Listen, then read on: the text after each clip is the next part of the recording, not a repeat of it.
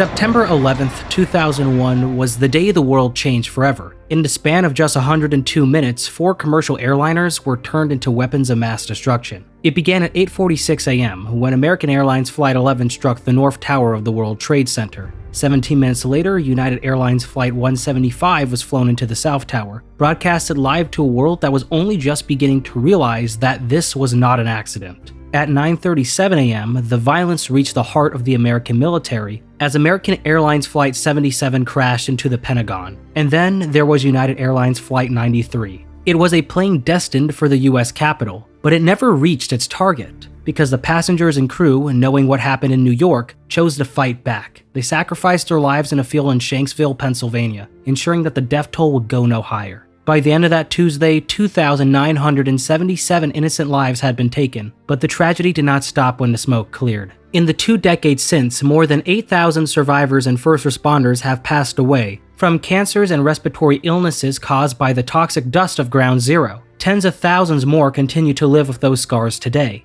Now, I wasn't alive when those planes hit. I was born 2 years after the world changed forever. But growing up in the early 2000s, the shadow of 9/11 was everywhere. I remember the annual moments of silence in my classroom, the heavy, quiet air as we honored people I never knew. As I got older, that silence turned into a need to understand. I spent hours diving into the history of 9/11, watching documentaries and YouTube videos to understand everything that went down that day. And last year in 2025, I had the privilege of visiting the US Capitol as well as the Pentagon, where I got to hear the stories of those who were there, first-hand accounts of the bravery and the sheer weight of that day. I even got to pay my respects in the Navy reflection room. Standing in that silence, you realize that the world we live in today was forged in the aftermath of that horrific tragedy. It didn't just change our history books, it changed our culture, it changed the way we looked at heroism, and it changed the way Hollywood told stories. Growing up, my favorite story followed 2 factions of autonomous robotic organisms from the planet Cybertron, locked in a civil war that had spanned eons and eventually reached our doorstep.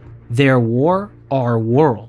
To most people, it was just a story about giant talking cars from space that blow shit up. But for 3-year-old me, it was the coolest thing ever. It was a world of complex lore, massive stakes, and a childhood obsession that eventually grew into this very channel you're watching now. But as I've spent more time looking back at the films that shaped me, I learned about something that most fans, even the ones who have followed the Bayverse from the very beginning, usually miss. The reality is that Michael Bay's Transformers doesn't just happen to be a post-9/11 movie, it is a direct byproduct of it. To understand this, you have to look at the massive problem Hasbro was facing. You see, the aftermath of 9/11 had brought a new global conflict, the War on Terror. This didn't just reshape geopolitics, it fundamentally broke Hollywood's playbook. In early 2003, producer Don Murphy was already in talks with Hasbro to bring G.I. Joe to the big screen. On paper, it was the perfect movie for a country seeing a massive surge in patriotic sentiment, but everything changed in March of that year with the invasion of Iraq.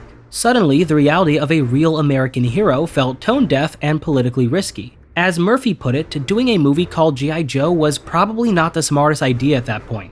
And so with G.I. Joe off the table, Carol Monroe, the executive producer and head of the entertainment division at Hasbro at the time, suggested doing an alternative project that would bring larger-than-life characters to the big screen. That project, of course, was Transformers. And in July 2005, the project found its most important player, Michael Bay. Bay was notoriously reluctant at first. He didn't want to make a toy movie, but his eventual yes changed everything. Because while Hasbro had pivoted away from G.I. Joe to avoid the political weight of the military, Michael Bay did the exact opposite. He embraced it. Bay realized that in a post-9/11 landscape, the only way to make giant robots feel real was to surround them with the most sophisticated military hardware on the planet. And if you want to see exactly how Bay navigated the military-industrial complex and the specific deals he made with the Pentagon to get those F-22s and Ospreys on screen, you should definitely check out my deep dive into why Transformers is effectively American military propaganda, because it breaks down the intricate trade-offs required to bring that level of scale to life. But looking back at the 2007 film now, it's impossible to separate the arrival of the Autobots from the tragedy that preceded them. We often talk about how movies reflect the times they are made in, but in this case, the connection is literal. The Bayverse we know today, the gritty, grounded, military-heavy world that defined my childhood, is a direct byproduct of a world that was forced to change on a Tuesday morning in September. It's a reminder that even our most escapist fantasies are often built on the foundations of our most difficult history. Without that day, this version of Transformers simply wouldn't exist.